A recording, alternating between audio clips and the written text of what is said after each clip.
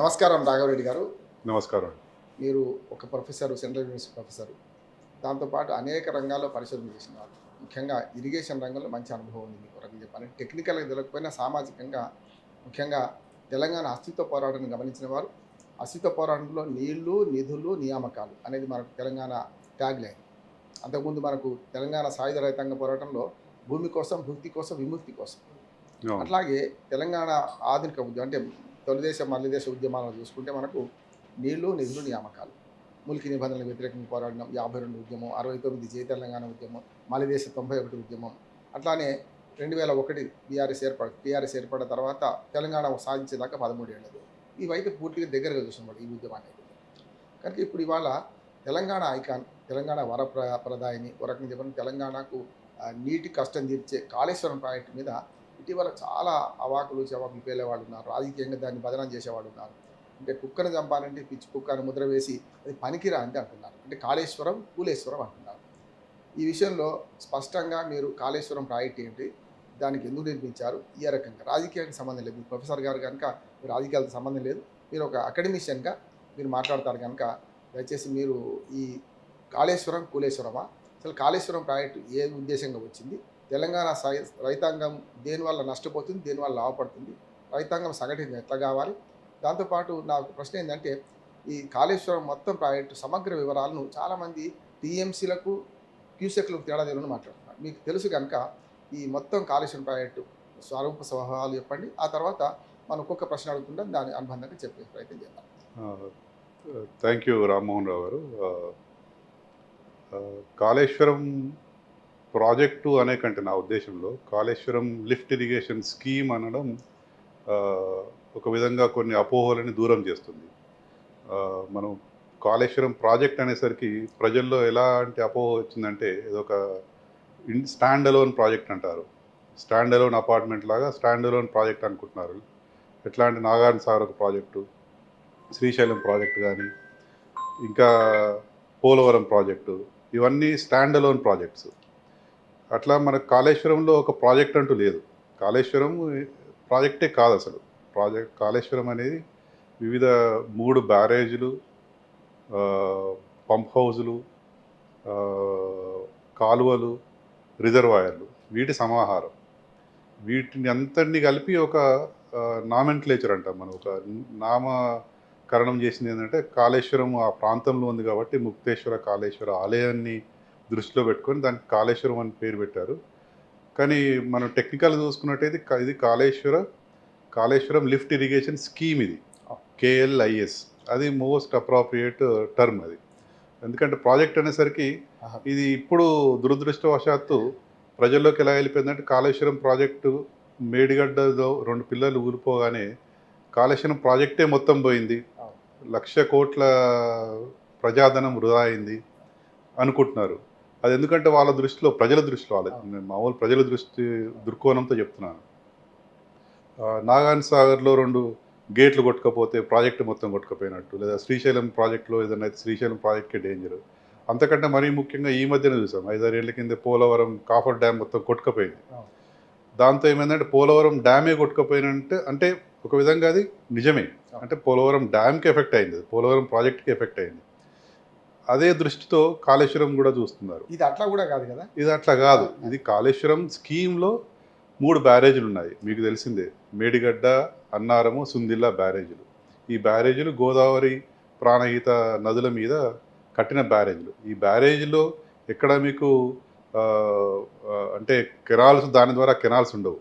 ఇది మిగతా ప్రాజెక్టులతో పోలిస్తే చాలా డిఫరెంట్ ప్రాజెక్ట్. ఇది నదిలోనే, నదీ గర్భంలోనే నీళ్లు ఆపుకుంటున్నారు. ఇది ఒక విధంగా చెప్పాలంటే మన తెలంగాణ వ్యాప్తంగా వివిధ నదులపైన చిన్న చిన్న ఉంటాయి కదా, వాగుల పైన కట్టే చెక్ డ్యామ్ లాంటిది. చెక్ డ్యామ్లోనే ఇది ఒక పెద్ద చెక్ డ్యామ్. అంటే నేను ఒక మాట వాడవచ్చా, ఇప్పుడు బ్యారేజ్కి ఎక్కువ, డ్యామ్కి తక్కువ. అవునండి, కరెక్ట్. అది ఇప్పుడు డ్యాము కాదు, డ్యామ్ అంటే మీరు అన్నది, మీ ప్రాజెక్ట్ అనే పేరు నిజంగా నేను అనడం కరెక్ట్ కాదు. ఎందుకంటే నాగార్జున సాగర్ సామాన్య ప్రజలకు అర్థం ఏంటంటే నాగార్జున సాగర్, శ్రీశైలము, శ్రీరామ్ సాగర్, ఇవి ప్రాజెక్టులు అంటాం. ఇది కేవలం లిఫ్ట్ ఇరిగేషన్ ప్రాజెక్ట్ మొత్తం అంతా కలిపితేనే స్కీమ్, ఇది లిఫ్ట్ ఇరిగేషన్ స్కీమ్. అందుకని ఈ 3 ఒకసారి మనకు మేడిగడ్డ, ఆ తర్వాత అన్నారం, తర్వాత సుందిల, ఈ 3 కూడా నదీ గర్భంలో నీళ్ళని ఆపుతూ మొత్తం కలిసి 48 టీఎంసీలు ఆపేదే కదా. అవునండి. ఒక్కొక్క ప్రాజెక్ట్‌లో మన ఒక్కొక్క డ్యామ్‌లో ఒక్కొక్క బ్యారేజ్‌లో ఎన్ని నీళ్ళు ఆగుతాయో కూడా మీరు చెప్పగలుగుతారు కదా? అంత ఐడియా లేదు నాకు. మొత్తం టీఎంసీ కలిసి లెక్కలు వదలుచుకోలేదు. ఆ! మనకేంటంటే ఇప్పుడు సామాజిక దృక్కోణంతో ఆలోచిస్తే ప్రజలకి ఏ విధంగా ఆ! ఈ విషయం దీనిపైన అవగాహన రావాలనే నా ఉద్దేశం. రైట్. ఎందుకంటే నాగార్జున సాగర్ ప్రాజెక్ట్ తీసుకున్నట్టయితే నీకు దానికి లెఫ్ట్ కెనాల్ ఉంటుంది, రైట్ కెనాల్ ఉంటుంది. ఆ! శ్రీశైలము ముఖ్యంగా కట్టింది విద్యుత్ ఉత్పత్తి కోసం. దానికి కెనాల్స్ ఉండవు. ముఖ్యంగా తర్వాత పోతిరెడ్డిపాడు అవన్నీ వచ్చాయి. ఆ! కానీ ఆ రోజుల్లో ప్లాన్ చేసింది మాత్రం ఓన్లీ విద్యుత్ ఉత్పత్తి కేంద్రం మాత్రమే. జల విద్యుత్ ఉత్పత్తి కేంద్రం అది. అట్లాగే మిగతా చోట్ల వాటికి కెనాల్స్ ఉంటాయి. ఆ! ఇప్పుడు మనకి ఈ మూడిట్లో కెనాల్స్ ఎక్కడ ఉన్నాయండి? లేవు. మేడిగడ్డలో లేవు, నీళ్ళు సుందిలో అక్కడ లేవు, పైకొస్తాయి. అన్నారం పైకి లేవు. లిఫ్ట్ ఇది చేయాల్సిందే మనం కానీ కెనాల్స్ ఉండవు. కెనాల్స్ అసలు ఉండవు. సాగు భూమి కూడా అక్కడ ఉండదు. ఉండదు. అది. బ్యారేజ్ మాత్రమే. ఆ! నీటిని ఆపుకుంటాము. అంతే. అక్కడ నుంచి మనం లిఫ్ట్ చేసుకుంటున్నాం. అవును. పంప్ హౌజులు పెట్టేసి ఎక్కడికక్కడ పంప్ హౌజులు పెట్టి ఆ! పై ఎత్తుకు లిఫ్ట్ చేసుకుంటున్నాం అవును. నీళ్ళు అనేవి. అవును. సో దానివల్ల ఆ లిఫ్ట్ చేసుకోవాల్సిన అవసరం ఎందుకు వచ్చిందంటే తెలంగాణ పీఠభూమి, తెలంగాణ మాగాణి అంతా కూడా హైట్లో ఉంది. గోదావరి మాత్రం కింది నుండి పోతుంది. దానివల్ల మనకు లిఫ్ట్ చేసుకోవాల్సిన అవసరం ఏర్పడి అత్యంత ఎత్తైన ప్రదేశం మల్లన్న సాగర్ అనే ప్రదేశంలో ఒక 50 టీఎంసీల రిజర్వాయర్ కట్టుకొని దాని ద్వారా గ్రావిటీ ద్వారా అటు సంగారెడ్డి వైపు కానీ, ఇటు సూర్యాపేట వైపు కానీ, ఇటు నిజామాబాద్ మంజీరా నదికి కలిసేటట్టు కానీ వివిధ రకాలైన కెనాల్స్ నిర్మించి గ్రావిటీ ద్వారా నీళ్లు పంపించేంత కెపాసిటీ ఉన్న రిజర్వాయర్ని మనం ఒకటి నిర్మించుకున్నాం. సో ఇప్పుడు మనం అంటే నాగార్జున సాగర్ ప్రాజెక్ట్ అలా ఉండదు. మీకు రైట్ కెనాల్ వదిలిపెడితే నీళ్లు కిందకి వెళ్ళిపోతూనే ఉంటాయి అవి. దారిలో చెరువులు నింపుతారు, పొలాలకు డైరెక్ట్గా నీళ్లు పారుతాయి, ప్రతి ఎకరానికి నీళ్ళు అందుతాయి. అక్కడ మనకి కాస్ట్ అనేది ఈజీగా అనలైజ్ చేయొచ్చు. ఇప్పుడు మనం మూస పద్ధతిలో చూసినట్టయితే ప్రాజెక్ట్ అంటే ఒక ఎకరానికి నీళ్లు అందించడానికి ఎన్ని రూపాయలు ఖర్చు అవుతుంది ఈ ప్రాజెక్ట్ పైన అని బేరీజ్ వేస్తారు. వైబిలిటీ లెక్క చేస్తారు. వయబిలిటీ లెక్క. కానీ మనం ఈ కాళేశ్వరం లిఫ్ట్ ఇరిగేషన్ స్కీమ్ అలా చూడడానికి లేదు. ఇది కొంత ప్రస్తుతం ఉన్న ఆయకట్టును స్థిరీకరిస్తున్నారు. శ్రీరామ్ సాగర్ ఆయకట్టు స్థిరీకరిస్తున్నారు, కొత్త ఆయకట్టు పెంచుతున్నారు.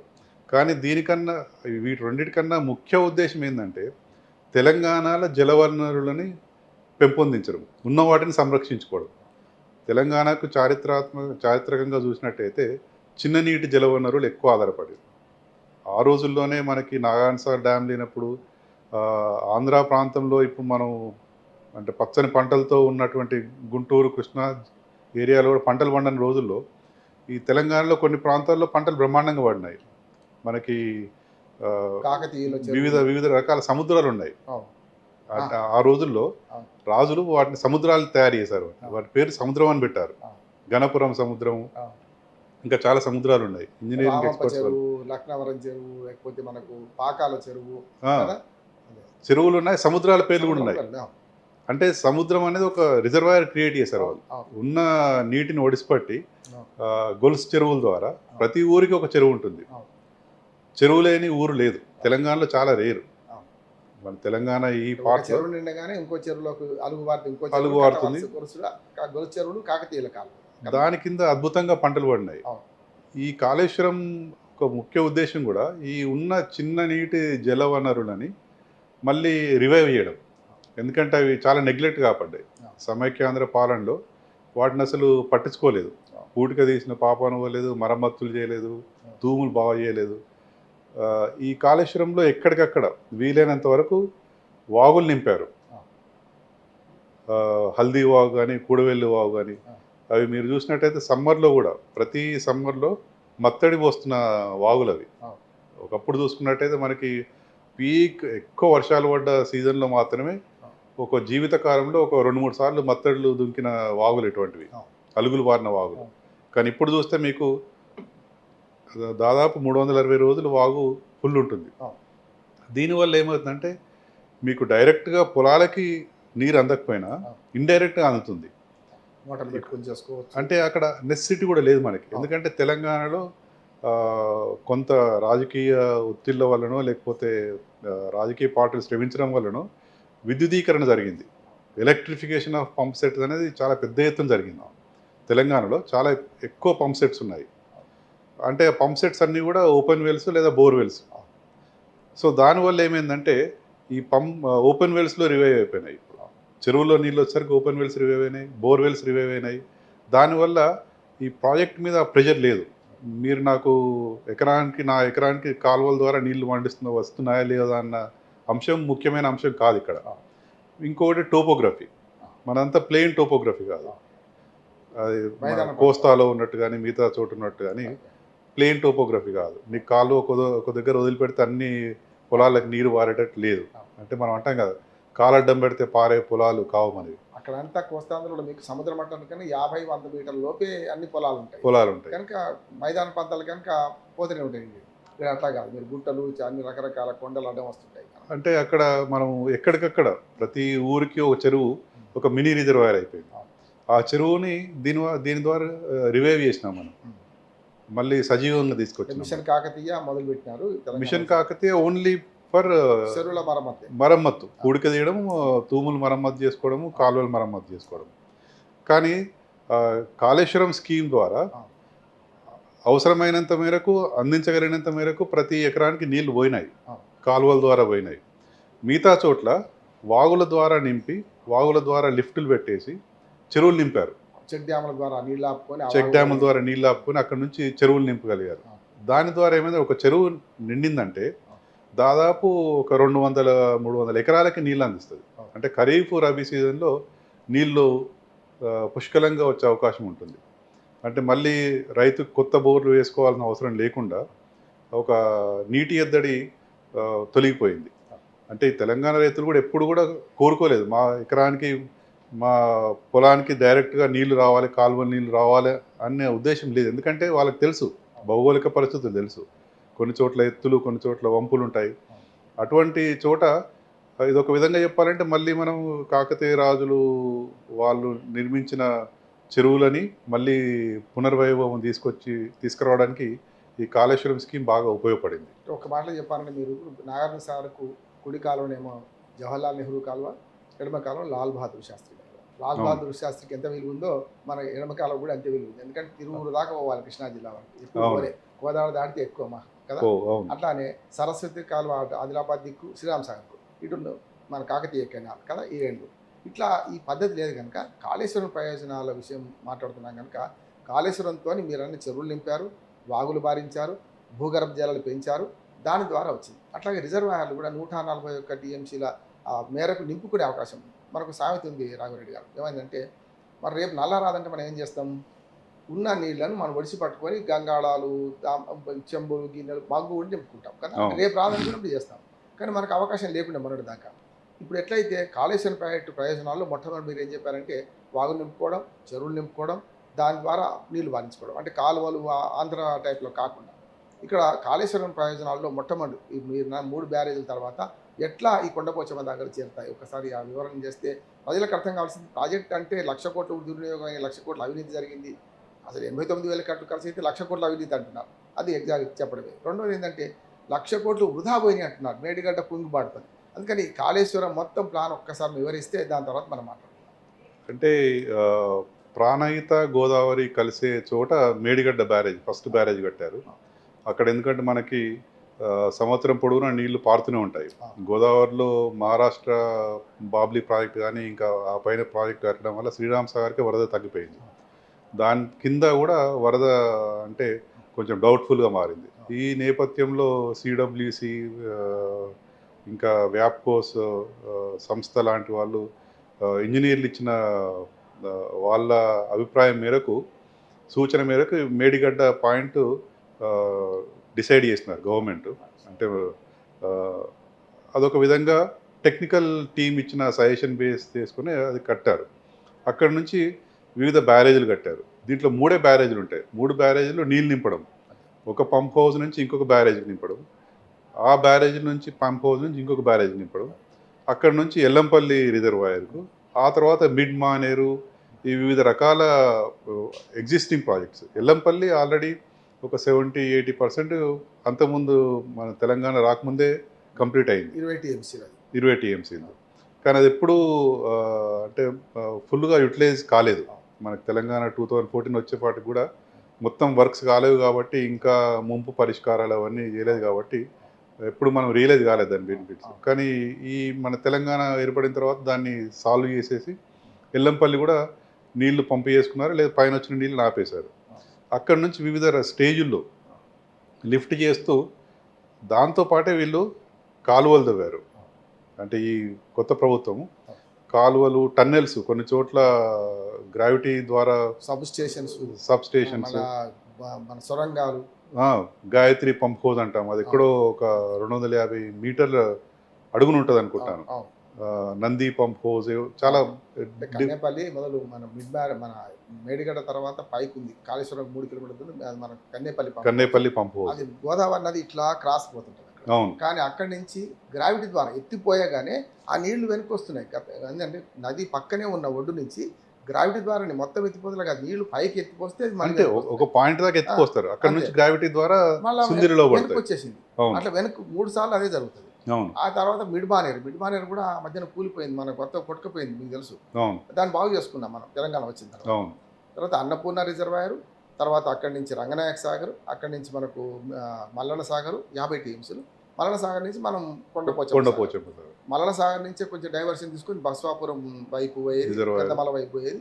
అట్లాగే ఇప్పుడు కేశవాపూర్ కూడా మనకు హైదరాబాద్కు తాగునీటి కోసం కేశవాపూర్ మొదలు పెట్టలే, కానీ హైదరాబాద్ జవహర్ నగర్ పక్కన డంప్ యార్డ్ ఉంది కదా, దాని పక్కన దాని దగ్గరలోనే ఏర్పాటు చేస్తారు. అంటే ఇది ప్రాజెక్టులు అనే బదులు ఈ కాళేశ్వరం లిఫ్ట్ ఇరిగేషన్ స్కీమ్లో ఇన్నున్నాయి. అట్లాగే మీకు శ్రీరామ్ సాగర్ పునరుద్ధరణ అంటే సాగు విస్తీర్ణం పెంచడంతో పాటు పాత విస్తీర్ణాన్ని స్థిరీకరణ ఎట్లా చేస్తారనుకో? స్థిరీకరణ ఈ రివర్స్ పంపింగ్ ద్వారా ఏమంటారు దాన్ని, ఫ్లడ్ కెనాల్లో నీళ్లు నింపితే దాని ద్వారా ఆయకట్టు పారింది, ఆయకట్టు స్థిరీకరణ. వరద కాలువ అంటే నీకు శ్రీరామ్ సాగర్ నిండితేనే నీళ్ళు వచ్చే, కెనాల్లో నీళ్ళు వచ్చే అవకాశం కాకుండా ఇలా రివర్స్ ద్వారా నీళ్లు నింపొచ్చు, ఆయకట్టు నీళ్లు అందించనేది ఒక అద్భుతమైన ఆలోచన. అది వరద కాలం ద్వారా వెనక్కి నీళ్లు మళ్ళించాలి, అది ఒక అద్భుతమైన ఆలోచన. మిడ్మానేరు నుంచి శ్రీరామ్ సాగర్ లోపలికి నీళ్లు పంపడం, అది మనం ట్రెడిషనల్ థింకింగ్ ఏమంటే ప్రాజెక్టు నుంచి నీళ్ళు రావాలి, ఏ నుంచి బీకి పోవాలి. కానీ ఇప్పుడు ఏమైందంటే బి నుంచి ఏకి నీళ్ళు వస్తున్నాయి. సామెత ఉంది, నీరు పల్లె మెరుగు నిజం దేవుడేరు. నిజం దేవుడేరు నాకు తెలియదు, కానీ నీరు పల్లె మెరుగుతే అందరికీ తెలుసు. కానీ పల్లం పోయిన నీళ్లను పైకి ఎత్తిపోసే స్కీమ్ అద్భుతమైన స్కీమ్. ప్రపంచంలో ఎక్కడైనా ఉందా ఇట్లా? లేదు. అంటే మనకు తెలిసినంత వరకు లిబియాలో గడాఫీ ఎడారి ప్రాంతం ఒక 40-50 కిలోమీటర్ల దూరం దాకా పైప్ లైన్లు వేసేసి చాలా అద్భుతంగా చేశారంటారు. దాని తర్వాత అద్భుతమైన స్కీమ్ ఇదే స్కీమ్ తెలంగాణలో, కల్నల్ గడాఫీ లిబియాలో. అదొక ఎగ్జాంపుల్ ఉంది, కానీ దానికి ప్రపంచానికి అంత ఎక్కువ తెలియదు. మన ఇండియాలో ఇట్లాంటి స్కీమ్ లేదు, సౌత్ ఏషియాలో లేదు. ఎంతసేపు మన దృష్టి అంతా కూడా డ్యామ్లు కట్టడము, నీళ్ళు ఆపడం, నీళ్లు కింద గ్రావిటీ ద్వారా పంపించడం. అంతేగాని ఇలా మీకు ఇది ఒక ఎస్ఆర్ఎస్పి అంటున్నారు, వరదకాలు అంటున్నారు కదా, మనకి ట్రెడిషనల్ థింకింగ్ మామూలు ఆలోచన ఏముంటుంది, ఏ నుంచే నీళ్లు బీకి పోవాలి. కానీ మనం ఎప్పుడు బి నుంచి కూడా నీళ్ళు ఏకి రావచ్చు అనే ఆలోచన లేదు. సో దాని ద్వారా మనం ఆయకట్టు స్థిరీకరించాం. అట్లాగే ఇప్పుడు హల్దీ వాగు లాంటి చిన్న వాగులో మంజీరా ఉపనది, అది గోదావరికి మంజీరా ఉపనది, మంజీరాకి చిన్న వాగు హల్దీ వాగు.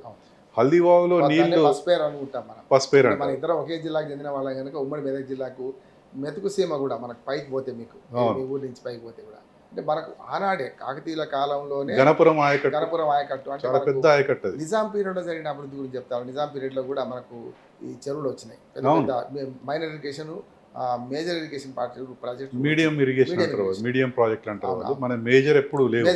నిజాం సాగర్ కానీ గణపురం లాంటివి కానీ మంజీరా పైన ఇది. సో ఇప్పుడు ఆ హల్దీ వాగులో నీళ్లు మత్తడి దుంకి హల్దీ రిజర్వాయర్ ఒకటి కట్టారు. దాని తర్వాత నీళ్లు పోయి మంజీరాలో కలిసి మంజీరా ఫ్లో అయిపోయి శ్రీరామ్ సాగర్లో పడిన రోజులు ఉన్నాయి మనకి. అంటే పీక్ సీజన్లో ఒకప్పుడు చాలా బాగా నడిచిన కాలంలో ఇవన్నీ జరిగినాయి. అంటే శ్రీరామ్ సాగర్కి నీళ్ళ డోకా లేకుండా పోయింది. శ్రీరామ్ సాగర్ ఆయకట్టు రైతులు కూడా చాలా హర్షాతిరేకాలు వ్యక్తపరిచారు ఆ రోజుల్లో. సో అంటే నీళ్లు రావు, నీళ్లు ఉండవు ఈ ప్రదేశానికి, ఓన్లీ ఏంటంటే వర్షం ద్వారా వచ్చే నీళ్లు మాత్రమే దీనికి వాడుకోగలము. అంతేగాని ఈ ప్రాంతానికి వేరే రకంగా నీళ్లు రావు అన్న రోజుల నుంచి మనం గోదావరిని ఎలా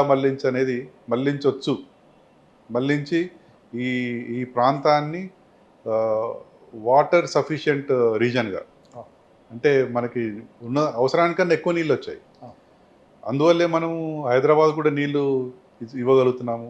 మధ్యలో మీరు అన్నట్టు కేశవపూర్ రిజర్వాయర్ కడితే జీనోమ్ వ్యాలీ దానికి నీళ్ళు ఇవ్వగలుగుతాం, drinking water. Outer ring road చుట్టూ outer ring road pipe line చుట్టూ వేస్తే మొత్తం హైదరాబాద్కు నీటి కొరత తీరే పరిస్థితి ఒక ఉన్నది. నీటి వలయం సృష్టించారు దానికి, రింగ్ వేసేసి అదే. ఔటర్ రింగ్ రోడ్ చుట్టూ. అదే.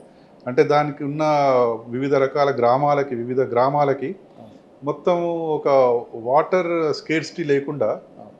ఒక నీటి భద్రత. అవును.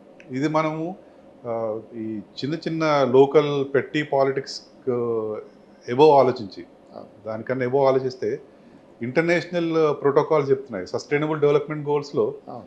నీరు అనేది అత్యంత ఇంపార్టెంట్, అవును. తాగునీరు అనేది. అవును. అంటే ఈ పాయింట్ యొక్క ఎవరు హైలైట్ చేయట్లేదు. మిలీనియం గోల్స్ కంటిన్యూషన్లుగా సస్టైనబుల్ డెవలప్మెంట్ గోల్స్. అందులో స్పష్టంగా నీళ్ళు ఉన్నది. అది నీళ్ళు ఉన్నది. అది అవును. నీళ్ళు అనేది చాలా ఇంపార్టెంట్. అవును. అంటే హ్యూమన్ డెవలప్మెంట్ ఇండెక్స్లో అవును. నీటి భద్రత అంటాం. అవును. తాగునీటి భద్రత ఫస్ట్ ప్రయారిటీ, తాగునీటి భద్రత, అవును. తర్వాత సాగునీరు. అవును. ఆ తాగునీటి భద్రతకి ఈ కాళేశ్వరం లిఫ్ట్ ఇరిగేషన్ స్కీమ్ ఉపయోగపడ్డది. అవును. అవును. మనం లేకపోతే ఇంతకుముందు ఎలా ఉంటుందండి, ప్రతి ఊరికి ఒక బోర్వెల్, అవును. ఆ బోర్వెల్ పంపు, అవును. దానికి ఒక వాటర్ ట్యాంక్ సపోర్టింగ్, అవును. అక్కడ నుంచి నీళ్ళు వదిలేవారు. అవును. ఈ గ్రామీణ ప్రాంతాల్లో వివిధ రకాల సమస్యలు ఉండేవి. ఫ్లోరైడ్ సమస్య ముఖ్యంగా, భూగర్భ జలాలు, అవును. ఆ బోర్లు ఎండిపోవడము. అవును. అది దాన్ని ఓవర్కమ్ చేస్తూ అవును. ఈ Kaleshwaram lift irrigation scheme integrate చేసింది. అవును. దీంట్లో దాదాపు ఐ థింక్ 10% ఆఫ్ వాటర్ ఈ మిషన్ భగీరథకి అవును. పెట్టారు, ఇయర్ మార్క్ చేశారు. హైదరాబాద్ కూడా 10 టీఎంసీ వాటర్ స్పెషల్గా నీటి కోసం కేటాయించారు. నీటికి అలకేట్ 20 చేశారు. టీఎంసీలేమో మనకు పరిశ్రమలకు కేటాయించారు. ఇండస్ట్రియల్ కదా? Industrial needs. మల్టీపర్పస్ ప్రాజెక్ట్ అనొచ్చు. ఇది మల్టీపర్పస్ అండి. అంతే. ఇది కాళేశ్వరం ప్రాజెక్ట్. ఒక నారో పర్స్పెక్టివ్లో చూడడానికి లేదు. అవును. ఇది ఒక ఇన్వెస్ట్మెంట్ మీకు ఎక్కువ అవుతుండొచ్చు, అవును. 90 crores ఏదో అంటారు కదా, 90,000 crores అయి ఉండొచ్చు. అవును. కానీ దీనివల్ల వివిధ రకాల ఉపయోగాలు వచ్చాయి. అవును. రైతులకి డైరెక్ట్ బెనిఫిట్ ఉంటుంది. ఆ, తాగునీరు, ప్రతి గ్రామానికి తాగునీరు అందుబాటులోకి వచ్చింది. అంటే అన్ని గ్రామాలకి వచ్చిందని లేను, ఒక 90% గ్రామాలకి తాగునీరు వచ్చింది దీనివల్ల, మిషన్ భగీరథ వల్ల. ఎక్కడి గోదావరి, ఎక్కడి అంటే మెదక్లో ఉన్న ఒక ఊరికి కూడా నీళ్లు రావడం అలాగే అనేది నల్గొండ దాకా పోయినాయి. చౌటుప్పల్ లాంటి ఫ్లోరైడ్ ప్రదేశంలో కూడా, కానీ హైదరాబాద్ కూడా ఒక పైప్ లైన్ ద్వారా హైదరాబాద్కి రియల్ ఎస్టేట్ డెవలప్ అవ్వడానికి ఒక విధంగా నీటి కొరత లేకపోవడం అనేది చాలా ముఖ్యంగా తీసుకుంటున్నాం. ఇప్పుడు గోదావరి నుంచి కూడా ఒక పైప్ లైన్ చాలు అయింది. కాంగ్రెస్ హయాంలో మొదలైంది, పూర్తిగా బీఆర్ఎస్ అంటే ఈ పార్టీ వచ్చింది. అది ఎల్లంపల్లి నుంచి. ఎల్లంపల్లి కూడా మళ్ళీ మనకి వాటర్ అష్యూరెన్స్ లేదు అక్కడ. గోదావరి పైనుంచి వస్తేనే నీళ్లు ఉండేవి. చాలా ఇబ్బందులు పడ్డాం కదా. కడెమో లేకుంటే గోదావరి పై నుంచి శ్రీరామ్ సాగర్ కడెం చాలా చిన్నది, దానికి అష్యూరెన్స్ లేదు. అట్లాగే దాని ద్వారా అది లేకపోతే కృష్ణా వాటర్, ఈ రెండు పోయినాయంటే మనకి హైదరాబాద్కి డ్రింకింగ్ వాటర్ స్కేర్సిటీ చాలా పెద్ద ఎత్తున ఉండేది. ఆ స్కేర్సిటీని అధిగమించాం మనం. మన సాగునీరే కాకుండా మొత్తం హైదరాబాద్కి నీటి భద్రత కల్పించింది కాళేశ్వరం లిఫ్ట్ ఇరిగేషన్. ఇప్పుడు ఈ వెస్ట్ హైదరాబాద్ హైటెక్ సిటీ, ఈ మొత్తం ఐటీ కంపెనీలు ఉన్న ఏరియాలో అంత పెద్ద ఎత్తున ప్రాజెక్టులు, రెసిడెన్షియల్ ప్రాజెక్ట్ రావడానికి కారణం ఏంది? రియల్ ఎస్టేట్ వాళ్ళు ఎప్పుడు చూసేది నీటి భద్రత. అది ఉంటే నీకు ఇన్వెస్ట్మెంట్ వచ్చినాయి, ప్రజలు కూడా ఇబ్బందులు ఉండేవి. ఎలక్ట్రిసిటీ కన్నా ముఖ్యము మనకి వాటర్ అండి. మిగతా అన్ని సెకండరీ అయిపోతాయి. మీకు తాగడానికి నీరు లేకపోతే ఎన్ని హై రైజ్ కన్స్ట్రక్షన్స్ అయినా దాంట్లో ఉండడానికి ఎవరు ఉండరు. జలమే జీవం అంటాం కదా, జలమే జీవం అయిపోయింది. అది ఒక విధంగా హైదరాబాద్కి ఒక బ్రాండ్ ఇమేజ్ వచ్చింది. Hyderabad is the only city in the entire country which has no water shortage. Mumbai అంటారు, ముంబై ఈజ్ వెల్, మంచి మెకానిజం ఉంది అక్కడ. ఆ తర్వాత ఉన్నది మన హైదరాబాద్కి. That is because of Kaleshwaram. ఈ మధ్య బెంగళూరు అయితే పూర్తి నీటి కొరతతో చాలా కంపెనీలు మూసేసుకొని మీరు ఇంటికి వెళ్ళిపోతున్నాం. ఈ ఎల్లంపల్లి ఎప్పుడైతే మనం స్టెబిలైజ్ చేసామో, ఈ ఎల్లంపల్లి స్టెబిలైజ్ అయింది కూడా కాళేశ్వరం వల్లనే. మీది నుంచి వస్తే అట్లా వాడుకోము, కింద నుంచి అవసరమైతే తీసుకుంటాం. సమ్మర్లో ఎప్పుడంటే అప్పుడు మనం నింపుకోవచ్చు. మీరు ఇందాక అన్నారు ఒక రిజర్వాయర్, దానికి అట్లా పెట్టుకున్నాం మనం, ఎమర్జెన్సీలో అక్కడ నుంచి లిఫ్ట్ చేసుకుంటాం వాటర్. అట్లా కేశవాపూర్ రిజర్వాయర్ కట్టినట్టయితే నీకు వర్షాలు, ఒక సీజన్లో వర్షాలు పడకపోయినా ఎటువంటి ఇబ్బంది లేదు. హైదరాబాద్ నీటి కొరత ఉండేది కాదు అసలు. ఇది ఒక అద్భుతమైన ఆలోచన. రాఘవరెడ్డి గారు, ఎందుకు బదనామైంది అంటే, ఇప్పుడు కాళేశ్వరం అంటే మేడిగడ్డ 2 పిల్లలు పోగానే మొత్తం కాళేశ్వరం పనికిరాని ప్రాజెక్టుగా మారింది అంటున్నారు. ఇది రాజకీయంగా చూస్తే మన రైతాంగ చైతన్యం కూడా ఏం చేస్తుంది? రైతులకి ఇదంతా విషయం అర్థమవుతుందా? కొంచెం రైతాంగ చైతన్యం గురించి కూడా మాట్లాడండి. మనకు ఆంధ్రకు తెలంగాణకు ఉన్న రైతాంగ చైతన్యం ఏంటిది? అసలు ఎందుకు రైతాంగం ఈ విషయంలో స్పష్టంగా ఈ ప్రాజెక్ట్ మంచిదని చెప్పలేకపోతుంది? అంటే ఇప్పుడు కోస్తా ఆంధ్ర ప్రాంతంలో చూస్తే నాగార్జున సాగర్ ద్వారా వచ్చిన హరిత విప్లవం, గ్రీన్ రెవల్యూషన్ చాలా మార్పులు తెచ్చింది, ట్రెమండస్ చేంజెస్ తెచ్చింది. రైతులు బాగా అంటే పెద్ద రైతులు బేసికల్గా వివిధ రంగాల్లోకి వచ్చారు వాళ్ళు. ఒక వ్యవసాయంలోనే కాకుండా వివిధ రంగాల్లో పెట్టుబడులు పెట్టారు. అదొక రాజకీయంగా అదొక రంగం. వ్యవసాయంలో వచ్చిన అదనపు లాభం ఏదైతుందో దాన్ని వివిధ డైవర్స్ రంగాల చేశారు. సినిమాలు తీశారు, రియల్ ఎస్టేట్లకు వచ్చారు, పబ్లిషింగ్ పెట్టారు. అంతెందుకు మీకు నారాయణ సాగర్ ఆధునిక దేవాలయాలు మనకు ఆయన బాక్రనంగలు, మనకు నారాయణ సాగర్, శ్రీశైలం వీటన్నిటిని నెహ్రూ గారు ఆధునిక దేవాలయాలు అన్నారు. కానీ అంతకుముందే కాటన్ దొర వల్ల మీకు కరువు కాటకాలతో ఉన్న దుర్భిక్ష ప్రాంతాలను చూడలేక ధవళేశ్వరం ప్రాజెక్టు ఇటు పక్క ఆ 2 మొదలై కాబట్టి దీనికన్నా మొదలై దానివల్ల కూడా ఆర్థిక అభివృద్ధి సాధించింది కదా. సాధించడం రైతు ₹1 వస్తే ఖర్చు పెడతారు కానీ దాచిపెట్టుకోడు. అంటే అది క్యాపిటల్లో ఉన్న గుణమే కదండి. నీకు డబ్బులు ఉన్నాయంటే దాన్ని ఎక్కడ మళ్ళీ రెట్టింపు చేయాలన్న ఉద్దేశం ఉంటుంది. అగ్రికల్చర్కి ఏమవుతుందంటే నీకు ఇన్ఎలాస్టిక్, ఒక స్టేజ్ దాటి పెట్టలేము. ఎంత ఇన్వెస్ట్ చేసినా నీకు రిటర్న్స్ అంతకంటే ఎక్కువ రావు. సో దానికన్నా వేరే రంగాల్లో వాళ్ళు షిఫ్ట్ అయిపోయారు. పాలిటిక్స్ ఒక రంగం సాధించడానికి అది కారణం వ్యవసాయ విప్లవం వల్ల వాళ్ళు ఆర్థికంగా లాభం సాధించి సినిమాలు, పారిశ్రామిక రంగం, హోటళ్ళు ఇవన్నీ వచ్చినాయి. హోటళ్ళు, పబ్లికేషన్లు, ముఖ్యంగా మీడియా రంగం కూడా. సో ఆ చైతన్యం దాదాపు ఒక 50 ఏళ్ళ నుంచి ఉంది అక్కడ. తెలంగాణలో అటువంటి చైతన్యం లేదు. తెలంగాణలో 20 ఎకరాలు ఉన్న రైతు కూడా 5 ఎకరాలు ఆంధ్రాలో 5 ఎకరాలు ఉన్న రైతుతో సమానమే, అంతకంటే తక్కువ యాక్చువల్గా. ఎందుకంటే ప్రతి సంవత్సరము కొత్త బోరు వేయాలి, ప్రతి సంవత్సరము పైప్ లైన్ వేయాలి, బావిలో పూడిక తీయాలి, ఈ బావులు కాన్సెప్ట్ 90s లో పోయిందండి. ఓపెన్ వెల్స్ అన్ని డెడ్ అయిపోయినాయి. ఈ థ్యాంక్స్ టు కాళేశ్వరం మళ్ళీ రివైవ్ అవుతున్నాయి ఇప్పుడు అవన్నీ. 90s తర్వాత మొత్తం బోర్వెల్, ఒకరిని చూసి ఒకరు పోటీగా బోర్ వేయడం. ఒక 20 ఎకరాలు ఉన్న రైతు కూడా ఈ సంవత్సరం వేసి ఒక బోర్ వేసి పండించాడంటే వచ్చే పసలు అంటారు మన దగ్గర, వచ్చే పసలుకి ఆ నీళ్ళు అందిస్తుందో లేదో తెలియదు మనకి. బోర్ మళ్ళీ కొత్త బోర్ వేసుకోవాల్సిందే, ఆ బోర్ సక్సెస్ అవుతుందో లేదో తెలియదు. అంటే కంటిన్యూస్ ఇన్వెస్ట్మెంట్. అక్కడ ఆంధ్రాలో చూస్తే నీకు వచ్చిన రిటర్న్స్, ఎందుకంటే ఇరిగేషన్ మీద నీకు ఖర్చు లేదు, ఆ రిటర్న్స్ వేరే ఫీల్డ్లో ఇన్వెస్ట్ చేశారు. కాలేజీలు పెట్టారు, పాలిటిక్స్లో దిగావు, నెక్స్ట్ జనరేషన్, ఆరోగ్యం, హాస్పిటల్ అన్నీ. ఇదే ఇక్కడ తెలంగాణలో ఒక రైతుకు ఒక సీజన్లో మంచి పంట పండితే నెక్స్ట్ సీజన్కి భరోసా ఉండేది కాదు, నష్టపోయేది కూడా భరోసా ఉండేది కాదు. ఈ సీజన్ పండింది కదా, నేను ఈ డబ్బులు తీసుకెళ్ళి వేరే చోట పెడతాను అన్న అవకాశం లేదు. అంటే ఎప్పటికప్పుడు ఒక గ్యాంబ్లింగ్, అది ఒక ఏమంటారు జూదం లాగా అయిపోయింది. ఈ సంవత్సరం వచ్చిన రిటర్న్స్ నెక్స్ట్ ఇయర్ ఉంటాయో లేదో తెలియదు మనకి. అందుకని కాన్స్టాంట్గా ఇన్వెస్ట్ చేస్తూ పోయారు.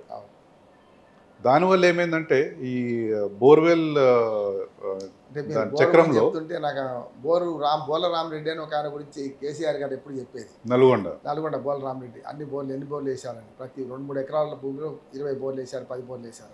100 బోర్లు, ఆయన దాదాపు 100 బోర్లు వేశాడు. బోల రామరెడ్డి పేరు. అంటే కాళేశ్వరం ఫలితాలు అందిన తర్వాత 2 రంగాలు నష్టపోయినాయి. మీకు తెలుసు అవి ఏమంటారు?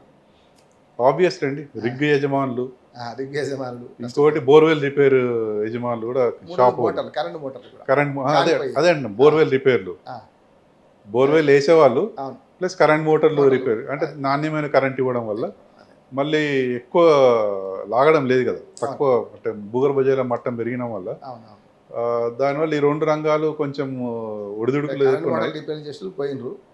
బోర్ల యజమానులు నష్టపోయింది, బోర్లకు పని లేకుండా. అంటే బరబర చప్పుడు వస్తుంటే రోజుకొక బోరు మా ఇంటి చుట్టుపక్కల ఇక్కడనే వేసే పరిస్థితి నుంచి మొత్తం పోయింది.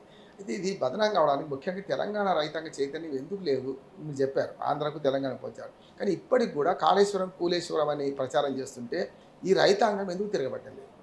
అంటే తిరగబడడానికి అంత ఇదొక స్లో ప్రాసెస్. అది నేను మీ నమస్తే తెలంగాణ రాసిన వ్యాసం చూశాను, అద్భుతంగా రాశారు మీరు. అంటే ఈ రైతాంగ చైతన్యంలో ఈ తేడా ఎందుకు ఉందని మీరు అద్భుతంగా వివరించారు. నేను చూశాను, చదివాను. Hats off. ఆ ఆర్టికల్లో స్పష్టంగా చెప్పారు మీరు. అవును. ఎందుకు అంటే రాజకీయంగా ప్రభావితం చేయలేకపోవడం వల్ల రైతాంగం.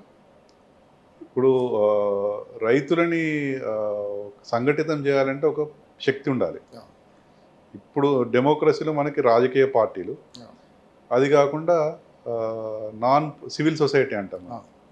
ఏమంటారు, పౌర పౌర సమాజ పౌర సమాజ పౌర సంస్థ. సమాజ సంస్థలు ఆ, యాక్టివ్ రోల్ తీసుకోవాలి. ఆ, ఈ ఈ రాజకీయ సంస్థలేమో ఆ, ఇంకా వేరే శక్తుల చేతుల్లో ఉన్నాయి. ఆ, అంటే వాటికి స్వీయ అస్తిత్వం ఇంకా, ఆ లీడర్షిప్కి, ఆ నాయకులకి ఇంకా స్వీయ అస్తిత్వం అనేది ఇంకా రాలేదు. ఎందుకంటే మనం జస్ట్ ఒక 10 ఏళ్ళు అవుతుంది, ఆ, 10-12 ఏళ్ళ, 11 ఏళ్ళు అనుకోండి తెలంగాణ అస్తిత్వం వచ్చి. ఆ, ఇంకా అంటే రాజకీయంగా ఇంకా ఎదగలేదు మనం.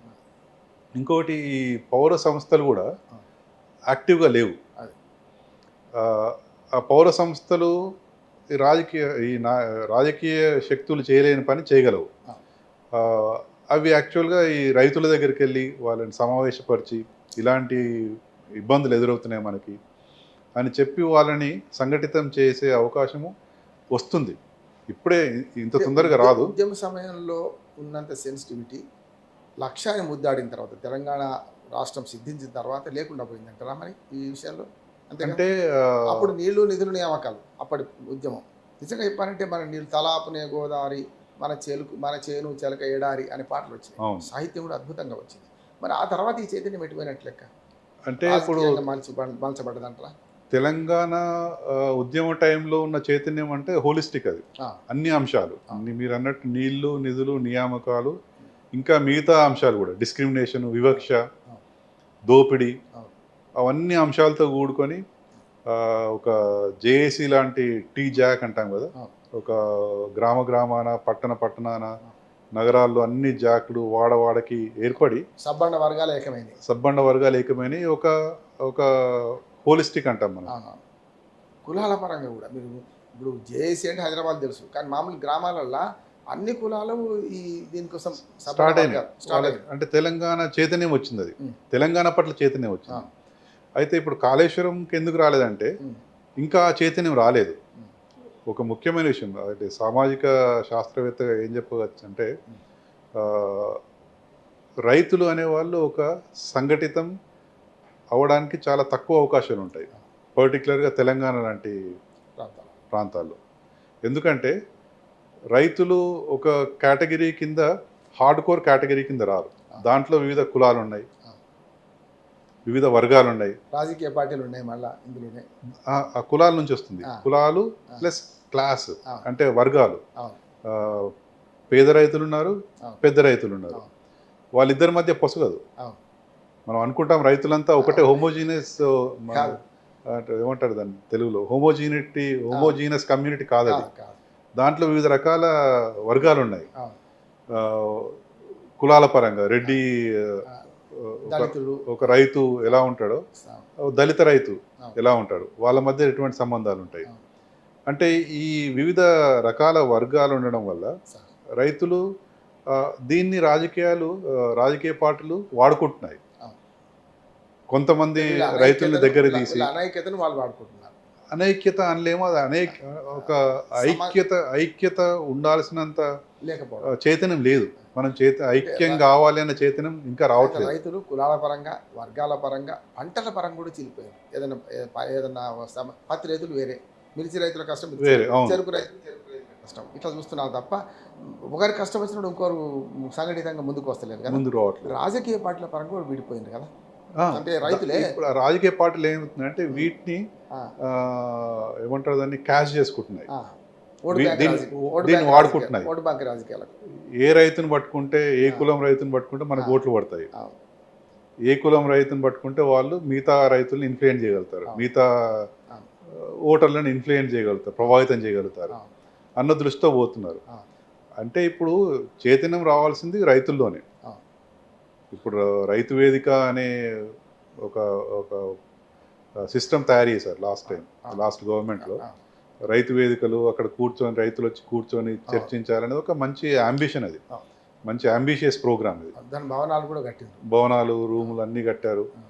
కానీ ఎంతవరకు అవి ఉపయోగపడుతున్నాయి? ఇప్పుడు ఎంతమంది రైతులు ఉపయోగించుకుంటున్నారు? అంటే ఆ చైతన్యం రావడానికి ఈ కొత్త జనరేషన్ రైతులు ఉంటారు కదండి, యువత ఉన్నారు కదా, వాళ్ళు ఈ విధంగా ఆలోచించాలి. రైతులు సంఘటితం అయితే పెద్ద పెద్ద ఉద్యమాలు చూసాం మనం నార్త్ ఇండియాలో కానీ ఎక్కడైనా కూడా. నీలిమందు రైతులంగా పోరాటం నుంచి మొదలుకొని అప్పుడు ఆధునిక శరత్ జోషి చేసిన శరత్ జోషి, తికాయత్ పేరు బాగా వింటాం మనం. అవునవును. ఇప్పుడు రాకేష్ తికాయత్ ఆయన తండ్రి వ్యతిరేకంగా పోరాడుతున్న తండ్రి, ఆయన తండ్రి కదా, ఆయన తండ్రి చేసిన ప్రోగ్రామ్స్. అంటే రైతులు ఉద్యమించారు. ఇది మళ్ళీ రైతాంగ సాయుధ పోరాటం వేరు, కేవలం రైతు ఉద్యమం, ఓన్లీ రైతు ఉద్యమం. పంటలకు గిట్టుబాటు ధర లేకపోతే లాభసాటి వ్యవసాయం. తెలంగాణలో రైతాంగ సాయుధ పోరాటం తెలుసు కానీ రైతు పోరాటాలు తెలియదు. అంటే వీళ్ళు ప్రెజర్ గ్రూప్ అవుతారండి. వీళ్ళు సంఘటితం అయితే పొలిటికల్ పార్టీస్ని ప్రెజరైజ్ చేస్తారు. మాకు ఇప్పుడు పార్టీలకు అతీతంగా కావేరీ పరివాహక ప్రాంతంలో రైతులంతా ఏకమవుతారు. అక్కడ అన్ని పార్టీలు ఒకటే స్టాండ్ తీసుకుంటారు. అందులో రాష్ట్రాల వారి కర్ణాటక రైతులు ఒక స్టాండ్ ఉంటుంది. మళ్ళీ మన పక్కన ఆంధ్రప్రదేశ్లో పోలవరం పైన ఎవరికి ఆబ్జెక్షన్స్ ఉండవు. అన్ని పొలిటికల్ పార్టీ. మన దగ్గర కాళేశ్వరం మీద విభిన్న స్వరాలు వినిపిస్తుంటారు. అక్కడే అది రైతులు మన తెలంగాణ రైతులు గుర్తించాలి. అది పోలవరం గురించిన ఒక్క నెగటివ్ న్యూస్ కూడా మీకు ఎక్కడ పేపర్లో కానీ టీవీలో కానీ ఎక్కడ రాదు. రాజకీయ విభేదాలు చంపుకుంటారు ఒకరినొకరు, కానీ అక్కడికి వచ్చినప్పుడు అందరూ ఏకమవుతారు. పోలవరం కావాలి, ఆంధ్రకి వరం అంటారు. అట్లాగే మన కావేరీ నీళ్ళ కోసం కానీ మిగతా అన్ని చోట్ల కూడా. అంటే వాళ్ళు ముల్లపెరియార్ డ్యామ్ అనేసి కేరళ వర్సెస్ తమిళనాడు అయింది. అక్కడ అన్ని పార్టీలు మనం ఒక కంపారిటివ్ అనాలిసిస్ చేస్తే పెక్యులర్ సిచ్యువేషన్ తెలంగాణలో ఎందుకు ఉంది? ఆంధ్రాలో పోలవరం డ్యామ్ మీద అన్ని పార్టీల అభిప్రాయం ఒకటే, ఇంక్లూడింగ్ కమ్యూనిస్ట్ పార్టీస్. పోతిరెడ్డిపాడు మీద ఒక పార్టీని చెప్పమనండి, ఒక న్యూస్ చూపెట్టండి మనకి. ఏ పార్టీ అయినా పోలవరం వ్యతిరేకించిందా? కొంతవరకు ముంపు గురించి పోరాడని తప్పిస్తే ఇప్పుడు అది కూడా లేదు. అన్ని పార్టీలు, రాజకీయ నేషనల్ పార్టీలు, రీజనల్ పార్టీలు అన్నీ కూడా పోలవరం పైన ఒకటే స్టాండ్. ఇప్పుడు కాళేశ్వరం మీద మరి తెలంగాణకు వచ్చేసరికి ఎందుకు? సో ఏ శక్తులు వీటిని ప్రేరేపిస్తున్నాయి? వీళ్ళ ట్రాప్లో తెలంగాణ రైతులు ఎందుకు పడుతున్నారు అంటే మనం ఆలోచించుకోలేమా? మనకు నీళ్లు ముఖ్యం. నీళ్ళు ఎవరిస్తేంది, ఏ పార్టీ ఇస్తేంది? ఇన్ని రోజులు ఇప్పుడు ఈ పార్టీ నీళ్ళు ఇచ్చిందని చెప్పేసి ఈ పార్టీకి ఫేవర్గా మాట్లాడితే ఇంకో పార్టీ కోపం రావచ్చు. కానీ అలా తీసుకుంటే ఇన్ని రోజులు నువ్వు నీళ్ళు ఇవ్వనందుకు నీ పార్టీ నేనే ఎన్ని మాట్లాడాలి? నేను 60 ఏళ్ళ నుంచి మేము గోసపడ్డాం కదా. 60 ఏళ్ళ నుంచి ఒక 2 జనరేషన్లు నష్టపోయిండ్రు. వాళ్ళు చదువులో వెనుకబడ్డరు, ఆర్థికంగా వెనుకబడ్డరు.